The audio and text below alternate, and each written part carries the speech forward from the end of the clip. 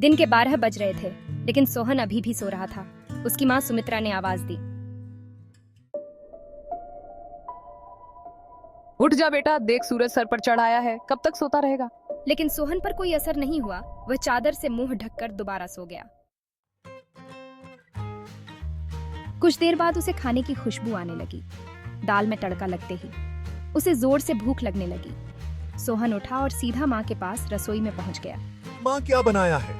पहले जाकर नहा, फिर आना रसोई में, दाल चावल बनाए हैं। दाल चावल सोहन को बहुत पसंद थे। वह फटाफट आंगन में गया और हैंडपंप से बाल्टी भरने लगा। इसी बीच उसे याद आया कि उसने दांत तो मांजे ही नहीं। उसने फटाफट मंजन लेकर दांतों को रगड़ लिया और मगा साबुन लेकर बैठ गया नहाने। जल्दी से नहाकर कपड़े पहनकर रसोई में पहुंच गया। तब तक खाना तैयार हो चुका था। माँ ने खाना परोस दिया। खाना बहुत ही स्वादिष्ट बना था। सोहन ने भरपेट खाना खाया। वह खाना खाकर उठा तो माँ ने टोक दिया। अब कहाँ चल दिया? माँ लगता है खाना कुछ ज्यादा ही खा लिया, बहुत तेज नींद आ रही है, मैं तो सोने जा रहा हूँ। हे भगवान, अभी 1 घंटे पहले ही तो सोकर उठा है। तुझे बस सारा दिन यही काम है, उठो, खाओ और सो जाओ। तुझे पता है तेरे पिता खेत में कितनी मेहनत करते हैं, तब हमें 2 वक्त की रोटी मिलती है। कुछ नहीं तो जाकर उनकी मदद ही कर दिया कर। उनके लिए खाना ले जा, मैं अभी तैयार कर रही हूँ। बेटा, मैं खाद और यूरिया लेने शहर जा रहा हूँ। 2 दिन लग जाएंगे। फसल तैयार होने वाली है। तू सुबह खेत पर चले जाना और सारा दिन वहीं रहना। शाम को खाना खाकर रात को वहीं सोने चले जाना। कहीं कोई जानवर खेत में न घुस जाए या कोई और हमारी फसल को नुकसान न पहुंचा दे। पिताजी, मुझसे ये सब नहीं हो पाएगा। आप माँ को बोल दीजिए। नालायक, खेत की देखभाल आदमियों का काम होता है। अगर मुझे पता लगा तू खेत पर नहीं गया या फसल को नुकसान हो गया तो तेरी खैर नहीं। सोहन हाथ में फावड़ा लेकर खेत में पहुंच जाता है।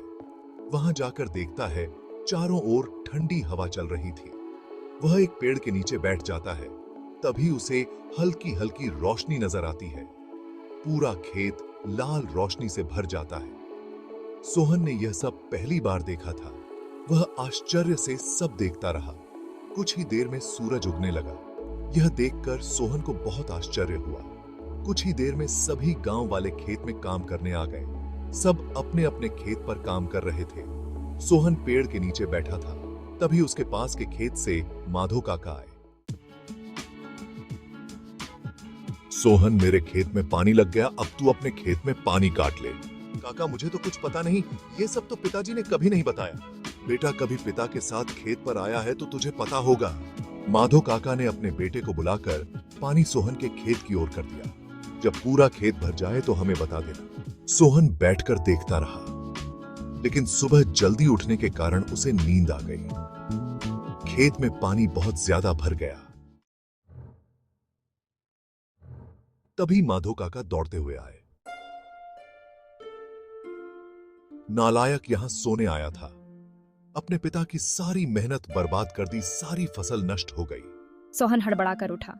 उसका खेत पानी से लबालब भरा हुआ था। माधो काका ने जल्दी से पानी दूसरी ओर काटा, लेकिन तब तक बहुत देर हो चुकी थी। लगभग आधी फसल खराब हो चुकी थी। काका, अब कुछ नहीं हो सकता क्या? नहीं बेटा, तैयार फसल का ध्यान बच्चे की तरह रखना पड़ता है। समय से पानी देना, खाद देना, जानवरों से बचाना। इसीलिए हम दिन रात खेत पर रहते हैं। अब तो भगवान ही मालिक है। सोहन पेड़ के नीचे बैठा रोता रहा। दोपहर को सुमित्रा खाना लेकर आई। उसे सब पता लगा तो उसने भी सोहन को बहुत डांटा। शाम को सोहन घर नहीं आया, न ही उसने खाना खाया। उसकी भूख, प्यास, नींद सब उड़ चुकी थी। अगले दिन जब कबीरदास घर वापस आए तो उन्होंने सोहन के बारे में पूछा।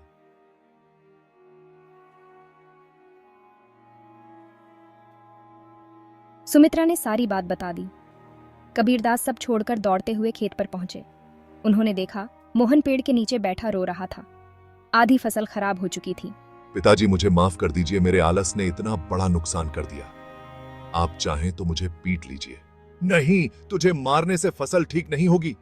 वादा कर आज के बाद कभी आलस नहीं करेगा। चल अब घर चल, वहीं बात करेंगे। बेटा, अब तो नुकसान होना था, हो गया। अब हमें कल से आधे खेत की फसल उखाड़कर दोबारा बोनी होगी। पिताजी, आप बाकी आधे खेत में खाद यूरिया लगाकर उसे काटने का इंतजाम कीजिए। मैं इस पर अकेले काम करना चाहता हूँ। अगले दिन सुबह 4 बजे सोहन अपने पिता के साथ खेत पर पहुंच गया और पिता के बताए अनुसार खेत पर काम करने लगा। 4 महीने कठिन परिश्रम करने के बाद नई फसल कुछ बढ़ती हुई दिखाई देने लगी। सोहन अब एक कर्मठ, मेहनती इंसान बन चुका था।